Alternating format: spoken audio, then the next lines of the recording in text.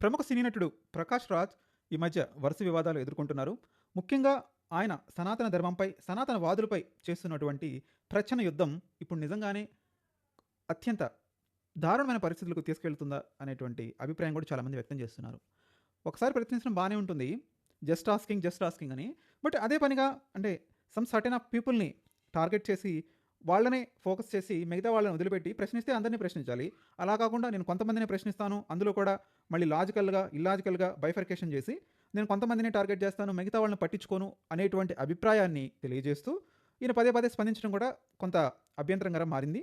ముఖ్యంగా చూసుకుంటే ఇప్పుడు ఈ సీన్‌లోకి ఏపీ బీజేపీ నేత విష్ణువర్ధన్ రెడ్డి కూడా ఎంటర్ అయ్యాడు. అసలు ఆయన ఏమన్నాడు ప్రకాష్ రాజ్ వివాదానికి సంబంధించి అనేది ఈ వీడియోలో తెలుసుకోవడానికి ప్రయత్నించేద్దాం. వీడియోని కంటిన్యూ చేయబోయే ముందు మర్చిపోకుండా సబ్స్క్రైబ్ చేయండి. అదేవిధంగా లైక్ చేసి 10 మందికి షేర్ చేయండి.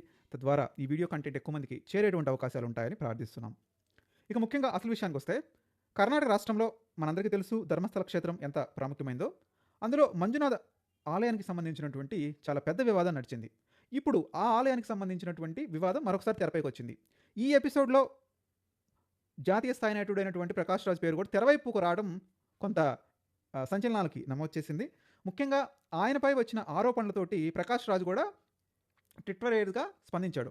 ఆయన పైన వచ్చినటువంటి అభ్యంతరాలేంటి అనేది నేను పక్కన సబ్సెట్లో ఇది ఇస్తాను, అక్కడ చూడొచ్చు దానికి సంబంధించినటువంటి ఇన్ఫర్మేషన్. సో ఇప్పుడు ఇక్కడ ఏదైతే మీడియాలో కానివ్వండి, సోషల్ మీడియాలో కానివ్వండి, ధర్మస్థల కేసుకు సంబంధించినటువంటి జరుగుతున్న ప్రచారాన్ని ప్రకాష్ రాజ్ ఖండించాడు. ఏమని ఖండించాడంటే, ఇది అత్యంత సున్నితమైనటువంటి విషయం, లక్షలాది భక్తుల విశ్వాసాన్ని దెబ్బతీసిన అంశం కాబట్టి ఇలాంటి సందేహాలపై స్పందించడం నా బాధ్యత. తాను ప్రస్తుతం అందుబాటులో లేను. మరో 2 రోజుల్లో తాను వ్యక్తిగతంగా వచ్చి మీడియా మిత్రుల ద్వారా స్పందిస్తాను. అప్పటి వరకు కొంత దుర్మార్గులు దీన్ని తన కంటెంట్ కట్టడానికి చేస్తున్నారు ప్రయత్నాలు. ఈ కల్పిత కథలను ఎవరు కూడా నమ్మొద్దు అని ఆయన ట్వీట్ చేయడం జరిగింది, అది కూడా కన్నడలో. ఇక ధర్మస్థల ఆలయం ఎపిసోడ్లో ప్రకాష్ రాజ్ పేరు ఎప్పుడైతే తెరపైకి వచ్చిందో అప్పుడు సీన్లోకి ఎంటర్ అయ్యాడు విష్ణువర్ధన్ రెడ్డి. ఆయన ఏం స్పందించాడు, ధర్మస్థలం ఆలయంపై కుట్రలో మీ సహకారం ఉందని ఆ కుట్రదారుడు విచారణలో చెబుతున్నారు అనేటువంటి ఆరోపణలు వస్తున్నాయి. ప్రకాష్ రాజ్ గారు మీరు ముఖ్యంగా ఈ కుట్రకు మీరే పాత్రధారి, సూత్రధారి అని కూడా ఆరోపిస్తున్నారు. 130 కోట్ల మంది హిందువుల విశ్వాసాలను ఎందుకు దెబ్బతీశారు? యాంటీ హిందూ ప్రకాష్, మీకు హిందువులంటే అంత ద్వేషం ఎందుకు? ఈ ద్వేషంతో మీరు ఏం సాధించుకోవాలనుకుంటున్నారు అనేటువంటి విషయాన్ని ఆయన ఎక్స్ వేదికగా ప్రశ్నించడం సంచలనమైంది. ఏదైతే ఎక్స్లో ఆయన చేసిన క్వశ్చన్స్ కూడా మీకు ఇన్సెట్లో ఇస్తాను, ఒకసారి చెక్ చేయొచ్చు. ధర్మస్థలం ఆలయానికి సంబంధించిన కేసులో అసలు ప్రకాష్ రాజ్ పేరు ఎందుకు వచ్చింది అంటే, ఈ కేసులో ఎంటైర్ కేసులో కీలకంగా ఉన్నటువంటి వ్యక్తి చిన్నయ్య. ఆయన హైకోర్టులో వేసిన రిట్ పిటిషన్లో ఏం చెప్పాడు, ఇందులో ప్రకాష్ రాజ్కి కూడా సంబంధం ఉంది. కుట్రదారులతో ప్రకాష్ రాజ్ చెప్పిన విషయాన్ని రిట్లో పేర్కొన్నాడు. గత 2 రోజులుగా ప్రచారం జరుగుతుండటంతో కర్ణాటక రాష్ట్ర వ్యాప్తంగా ఇప్పుడు ప్రకాష్ రాజ్ సీన్లోకి ఎంట్రీ ఇచ్చి ప్రకాష్ రాజ్ స్పందించడం జరిగింది. త్వరలోనే మీడియా ముందుకు వస్తాను, ఆ ఆలయానికి సంబంధించిన ప్రతిదీ కూడా మీకు బయటపడడానికి ప్రయత్నిస్తానని చెప్పాడు. ధర్మస్థల ఆలయంలో చిన్నయ్య అనే వ్యక్తికి నాకు అసలు ఎటువంటి సంబంధం లేదు. ఆయన చేసినటువంటి ఆరోపణలన్నీ కూడా నిరాధారం.